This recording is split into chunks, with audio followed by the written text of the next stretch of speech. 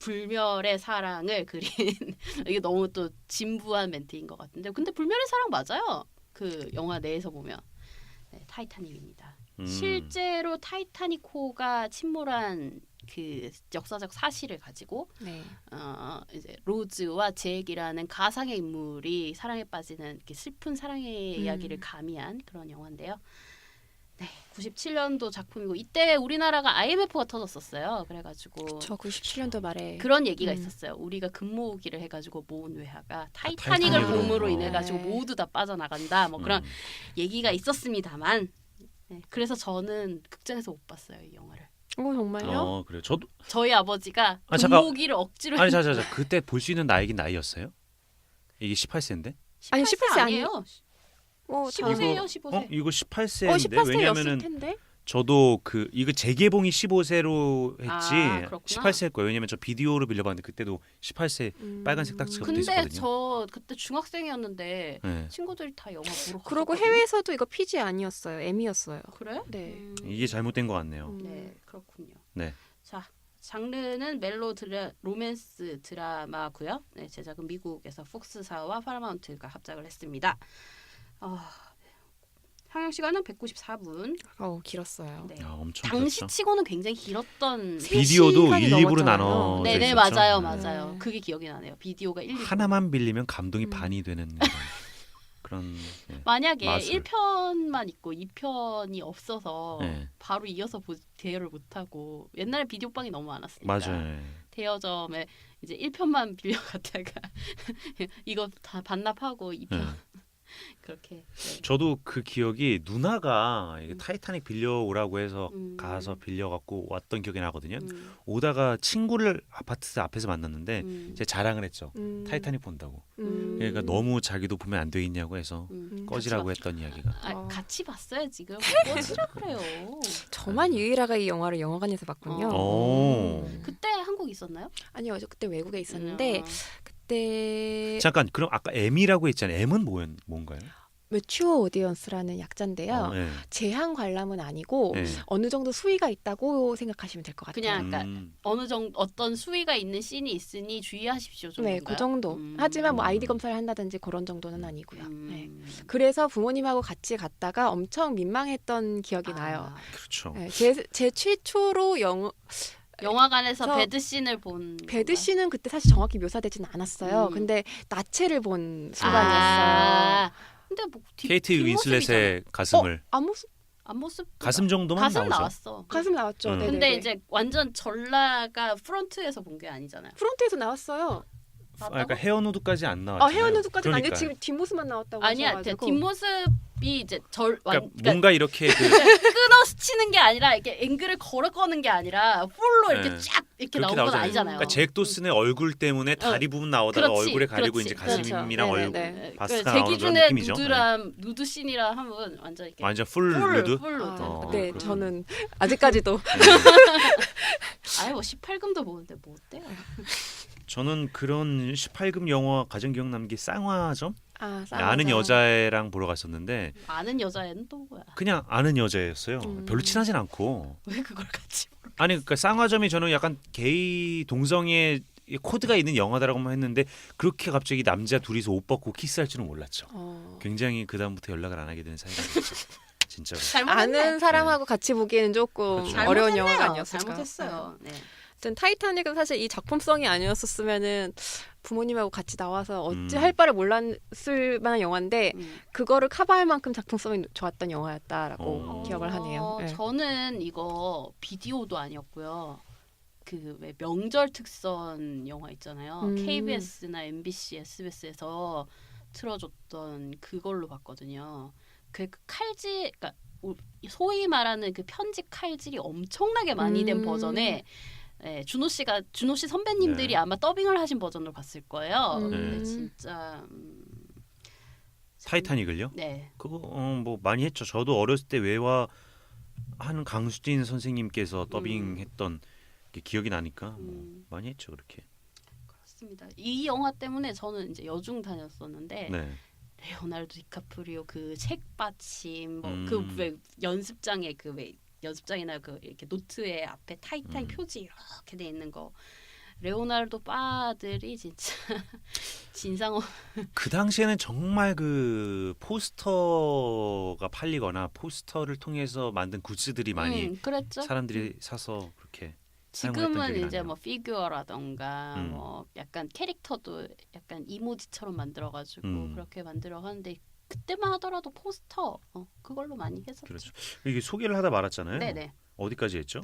국내 개봉을 이제 할 아. 차례인데 할 차례인데요. 상영 시간 194분이 국내 개봉은 1998년 2월 20일 그리고 2012년 1년 뒤에 했네요. 네, 2012년 4월 5일 그리고 18년도 2월 1일 날 재개봉을 두 차례 이게 했고요. 마지막에 아마 3D 재개봉했을 3D? 거예요. 네. 그리고 뭐 감독 각본은 제임스 카메론이 카메론. 했고 제작도 제임스 카메론. 이 유명한 일화가 제임스 카메론 이 영화 만들 때 배 위에서 로미오와 줄리엣 하고 이렇게 돈 내놓으라고 제작자들한테 그렇게 했던 게 유명한 일화가 하나 있죠. 그리고 공동 제작은 엘 기딩스, 뭐 그랜트 힐, 샤론만, 프로듀서는 파멜라 이슬리 협력 프로듀서 돼 있고요. 기획은 레 산치니, 촬영은 러셀 카펜더. 러셀 카펜더가 그 이전에 촬영을 같이 또 한 번 했던 아까 걸요? 소개를 아무튼 했던 것 같은데 들으신 분들은 다시 들으시면 되고 출연은 레오나르도 디캐프리오, 요새는 디캐프리오라고 하잖아요. 그렇죠. 그리고 주연 잭 도슨 역을 맡았고요. 케이트 윈슬릿, 로즈 이 두 사람은 여기서 네. 만나가지고 완전 절친됐죠. 그렇죠. 그리고 네. 빌리 제인도 나오고 캐시 베이츠. 캐시 베이츠는 그 미저리의 네. 그 여자고요. 여기서는 되게 마음 네, 좋은 여자는 푸근한 뭔가 네. 그 느낌의 갑부. 갑부고 갑부 나오는데 분위기. 미저리에선 정말 죽이고 싶었어요. 정말 그 눈빛이 정말 네. 무서웠던 기억이 나고 프란시스 피셔 네. 나오고 뭐 버나드힐은 버나딜은 또 너무 유명하잖아요. 유명하죠. 반지 제왕에서 그 누구죠? 그 말 타고 다니는 거에 로한 왕. 로한의 왕이죠. 이 세우된 왕, 아저씨도 세우된 왕. 이 남자도 그 로한에서 힘 좀 썼던 남자고 네. 네. 데니누치 뭐 여러 인물들이 나오는데 네네네. 다 모를 분들이고 또 네. 빌 팩스톤이 나와요. 그렇습니다. 이 빌 팩스톤은 그 영화 시작할 때 그 타이타닉호 발견하러 가는 그 그러니까 탐사선의 대장. 그러니까 이 사람이 진짜 그거죠. 그러니까 한마디로 진 주인공? 진 주인공이라기보다는 제임스 카메론의 대역. 대역. 그렇죠. 그러니까 진짜 페르소나 같은 네, 느낌이었죠. 여기에서. 그렇네요. 그렇죠. 특히 이 영화에서는 이 영화에서는 보니까 특히 그렇네요. 네. 그랬고 줄거리는 1996년에 이 빌 팩스톤이 맡았던 브룩 로벳이 이끈 해양 탐사선이 이 보물 사냥꾼인데요. 첨단 장비를 동원해서 타이타닉호에 숨겨진 다이아몬드와 뭐 기타 다른 보물들을 찾으러 떠나면서 얘기가 시작이 돼요. 네. 거기에서 할머니가 등장하는데 이제 로즈의 그 늙은 역할이죠. 네네. 그분이 등장해서 뭐 그분이 이 타이타닉에 관한 이야기 좀 해주세요. 우리가 보물을 찾아야 되니까. 그러면서 영화가 이제 본격적으로 그 로즈의 되죠. 과거로 돌아가서 전개가 시작이 됩니다. 그래서 그 내용은 부잣집인데 몰락한 부잣집이죠. 귀족 집안이죠. 귀족 집 몰락한 돈은 쥐뿔도 없는 돈은 귀족. 없고 그냥 양반인데 돈 없고 양반이 구한말 시대 뭐 그런 느낌의 그렇죠. 사람이 이제 팔려가요. 어떻게 보면 이제 정략 결혼 같은 건데 이제 부잣집에 이게 돈이 필요하니까 부잣집인데 이제 네. 지위는 필요하고 그러니까 서로 이해관계가 맞는 집안끼리 정략 결혼한 느낌으로 팔려가는데 그러면서 미국으로 타이타닉을 타고 떠나면서 이야기가 시작이 됩니다. 네. 근데 로즈가 참 불행하잖아요. 그러니까 팔려가는 입장이에요. 그래서 자살을 하려고 하다가 이 레오나르도 디캐프리오를 만나고 거기에서 여러 이야기들을 주고받으면서 사랑에 빠지고 근데 또 타이타닉은 아시다시피 침몰하잖아요. 또 그러면서 사랑이 끝나는 그런 뭐 로미오와 줄리엣 이야기죠. 맞아요. 결국은. 네. 그냥 로미오와 줄리엣이라고 근데 생각하시면 됩니다. 레오나르도 디카프리오의 전작이 로미오와 로미오와 줄리엣이었죠. 줄리엣이었어요. 맞아요. 그래서 사실 이 영화를 안 맡을까라는 얘기도 들었어요. 왜냐면 너무 아, 자기 그래요? 복제의 역할인 것 같아서. 근데 왜 맡았대요? 카메론 감독은 타이타닉이잖아요. 이게 사실 북이나잇인가 그 뭔가 그 19세 영화가 하나 더 있는데 그 터미네이터가 아니라 이렇게 나이가 먹으니까 하나씩 기억이 안 나네요. 여기서 제일 어린 사람이 그런 얘기하면 어떡해? 어제 너무 술을 많이 마셔갖고 안 그래도 많이 먹는 것 같더라. 네. 그 뭐지? 생각나면 얘기해요. 생각나면 네, 얘기하겠습니다. 뭐 아무튼 절친 무리가 있잖아요. 레오나르도 네. 디카프리오, 네네네. 토비 맥과이어와 네. 또 한 명 그 레슬러 닮은 친구가 있는데 그 트랜스포머 주인공으로도 나왔던 나중에 그 근육맨. 샤이아 라보프? 아니야 근육맨 샤이라 퍼프는 1, 2편 주인공이고 그 뒤에 나왔던 그 사람이 주연을 했던 영화에 원래 출연하기로 돼 있었는데 아 맞아. 이 타이타닉을 그런 출연하면서 얘기가 있었어요. 맞아. 그거를 포기했죠. 근데 나중에는 타이타닉 괜히 출연하고 했다. 그 영화를 출연할 걸 그랬다는 뭐 비하도 숨겨져 있는데 그게 아카데미 수상을 노미네이트조차도 안 돼가지고 그렇게 얘기 나온 거 아니에요? 뭐 그거는 다른 모르겠고. 사람들은 다 여기 그 심지어 작품상도 감독상도 다 이렇게 뭐 노미네이트가 되고 14개 부문에 노미네이트가 되고 11개 부문 수상을 했는데 정작 주연인 레오나르도 디카프리오는 노미네이트조차 안 됐다는 그 그때 이후로 당시부터 그때 악연이 이후로 시작된 이제 거죠. 악연이 시작돼가지고 네. 이제 밈화된 거죠. 레오에게 오스카를 주지 마라 줘라 뭐 그런 얘기가 있었죠. 근데 사실 이때까지만 해도 연기가 그렇게 인상 깊지는 않았어요. 저도 그래요. 지금 다시 봐도 영화는 참 잘 만들었는데 레오나르도 디카프리오는 약간 그때 지금은 여기 미간에 이렇게 내천자가 확 새겨져 있잖아요. 하도 인상 쓰는 연기를 많이 가지고. 네. 근데 이때는 정말 예쁜 남자 정도. 정말 미소년이었어요. 정말 네. 그 정도. 그러니까 미모의 절정은 로미오와 줄리엣이지만 이때까지만 해도 괜찮은데 미모의 절정은 로미오와 줄리엣이 아니라 토탈 이클립스. 아 그렇죠. 아닌가요? 그거는 그렇죠. 근데 네. 이제 일반적으로는 이제 많은 사람들이 생각하기에 토탈 이클립스보다는 로미오와 줄리엣이나 타이타닉의 레오나르도 디카프리오가 맞아요. 훨씬 더 많이 기억을 하니까. 그래서 그랬는데 그렇구나. 연기가 엄청 인상적이진 않았어요. 그리고 제가 아까 말씀드리려고 했던 사람은 마크 웨일버그였네요. 아, 네. 네네. 그렇습니다. 저기 뭐야? 또 마크 웨일버그 특이한 게 형인가가 그 뉴키즈 온 더 블럭의 네, 멤버이기도 하죠.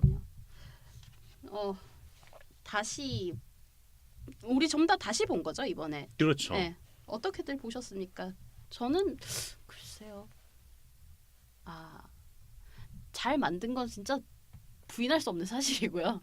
정말 깔끔하게 그렇죠. 잘 만들었고 뭐 그리고 미술도 뛰어나고 작품성도 솔직히 뭐 이 정도면은 뭐 내러티브에 문제가 있다거나 그런 것도 없고 옛날에는 그런 거를 보는 눈이 없어서 그런지 모르겠지만 이 개연성의 발판을 계속 놔주더라고요 처음부터. 뭐 그 로즈와 그 약혼자 칼이 빚는 그 갈등, 얘네 둘이가 삐걱거릴 수밖에 없는 이유. 뭐 그런 것들, 그러니까 왜 로즈가 이렇게까지 벗어나고 싶어 하는가에 대한 그 복선을 계속 깔아줘, 감정의 디딤돌을 계속 만들어 줌으로 인해서 얘는 정말 이렇게 누군가가 손잡아 주면 이렇게 탈출하고 싶어하는 느낌이 딱 나게끔 그렇게 만들었더라고요. 근데 그 빌리 제인 이제 약혼자로 나왔던 네. 네. 본명이 빌리 제인이죠. 네. 편의상 빌리 제인으로 하겠습니다. 그분이 로즈를 사랑한 거 맞나요? 케이트 윈슬렛을?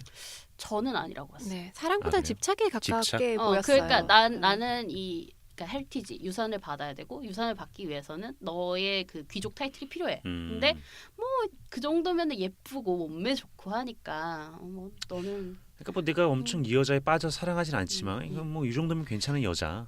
뭐 그래서 이렇게 집착을 했다고 생각을 하셨군요.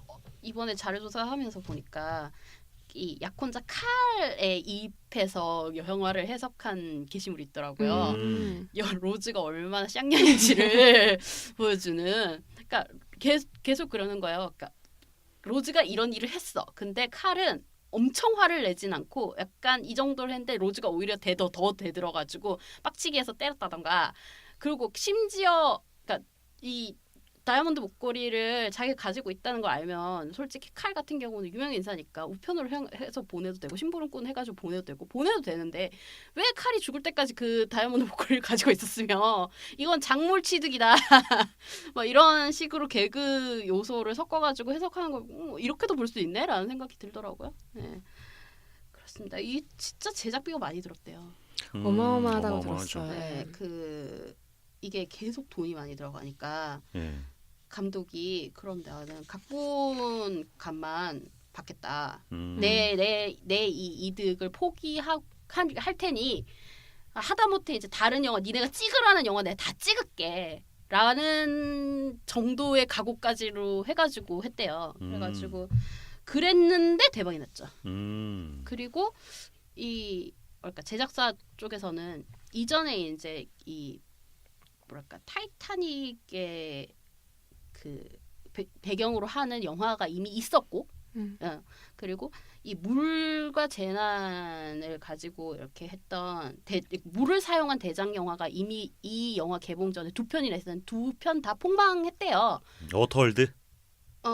이게 이제 천국의 문 비슷한 시기 비슷한 시기에 했던 그런 영화가 있었는데 둘 다 폭망을 했으니까 제작사 입장에서는 이게 관객들이 물을 사용하는 영화를 별로 좋아하지 않나?라는 생각을 해가지고 주저주저 했다고 합니다. 근데 뭐 그러니까 만약에 타이타닉 내가 실패한다 그러면 내가 터미네이터 3는 무보수로 하겠다라는 이 사활을 걸고 네, 이었다고 합니다. 타이타닉이 실패했어야 되는데 아쉽네요 정말. 터미네이터 시리즈를 위해서라면은 터미네이터 시리즈를 위해서. 그러면은 타이타닉 실패했어야 되는데 너무나 성공을 했죠. 그렇죠. 네. 뭐 일단 기본적으로 이 세트 짓는데 돈이 너무 많이 들어갔다 그러고요. 뭐 기본적으로 이 CG가 아니라 전부 다 이제 수조에다 진짜 배를 띄워놓고 촬영했기 때문에 그러니까 수조도 우리가 생각한 수조의 개념이 아니잖아요. 엄청 큰. 그렇죠. 왜 우리나라 영화도 이런 식으로 찍은 영화 있어요. 해적이라고. 해적이 그렇게 찍었어요? 해적이 이제 수조에다가 배를 띄워놓고 찍었는데 그게 배경은 여름인데 겨울에 촬영을 해가지고 정말 얼어 죽는 줄 알았다고. 그 수조가 얼고 막 이래가지고 되게 고생 많이 했다 그러더라고요. 타이타닉은 거꾸로 그 얘기는 들었어요. 뭐요? 그 타이타닉이 침몰한 후에 이제 살아남은 승객들이 이제 바다에서 떠다니잖아요. 근데 그 물이 엄청 추운데 처음에 촬영했을 때 입김이 잘 안 나왔대요. 그래가지고 이거 추워야 되는데 사람들이 얼어 죽는 한사기로 해가지고 그걸 이제 재촬영했다고. 저런 방법도 하는데 그 입에다 얼음 물었다가 뺐다가 하면서 찍기도 하는데. 그러니까 다시 찍었을 때는 어떻게 했는지는 잘 모르겠는데 아무튼 그 부분 재촬영했던 얘기도 기억이 그냥 뭐 나네요. CG로 넣으면은 되잖아요. 그때 기술로는 그렇게까지는 그러니까 이게 CG도 다 돈이니까 지금 세트에만 돈을 얼마 찍어 차라리 재촬영을 하는 게 낫죠. 그럴 수도 있고요. 네. 아무튼 되게 악몽 높은 감독이라는 얘기는 많이 들었었어요. 네. 그리고 이게 지금 전 세계 흥행 역사의 2위, 그러니까 재개봉해서 벌어들인 수익까지 포함해서 2위래요. 근데 원래는 1위였죠. 원래 1위였는데 엄청나게 오랫동안. 1위가 이제 아바타. 그거를 10년 만에 깼죠. 가르쳐서 자기 자신이 스스로. 그러니까 정말 대단한 감독인 거는 분명한 것 같아요. 네. 맞아요. 그러니까 뭐 제작사에서도 뭐 처음에는 뭐 안 된다, 뭐 이게 뭐 우리 더 이상 돈 못 준다, 근데 이제 배수의 진을 친 거잖아요, 카메론 감독이. 그럼 내가 터미네이터 3도 내가 무료로 찍고 실패하면 나 그리고 이거 돈 각본값만 받을게, 내 감독비는 안 받을게, 막 이런 식으로 했는데 완전 초대박을 쳐버려서 보너스를 따로 줄 정도였대요. 근데 그 보너스가 무려 1억 달러라는. 그렇죠. 우리가 평생 벌어도 벌 수 없는 돈. 평생이 네, 뭡니까? 한 비트코인 10대에서 한 3대가 벌어야 되나요? 아니요, 10대. 10대. 와. 정말 그러니까 이 정도 자본을 만지니 뭐 그래 내가 각본비 한번 각본비만 받고 내 기원만 해줄게 이런 느낌으로 했겠죠. 네. 아까는 뭐 레오나르도 디카프리오 연기가 뭐 그저 그랬다고 하셨는데 저는 좋았어요. 아 그래요? 왜냐면 사실 이 캐릭터 자체가 연기력을 관객들이 이 사람 대단하다고 느낄 만한 결의 캐릭터는 아니잖아요. 그렇죠. 근데 뭐 레오나르도 디카프리오가 옛날에도 연기 잘했지만 여기에도 맞게 정말 그 상황에 맞는 표정과 눈빛을 보내면서 연기를 하더라고요. 다시 보니까 담백하긴 해요. 확실히. 네. 뭐 설경구처럼 뭔가 약간 어떤 감정을 표현할 때 에너지가 넘친다거나 그런 건 아니니까 그래서 참 알맞게 역시 디카프리오가 연기 잘하는구나. 사실은 너무 잘생겨서 그 당시에는 연기력이 외모에 가렸어요. 그러니까 연기를 잘한다는 베컴 느낌보다 같은 느낌이죠. 네. 네.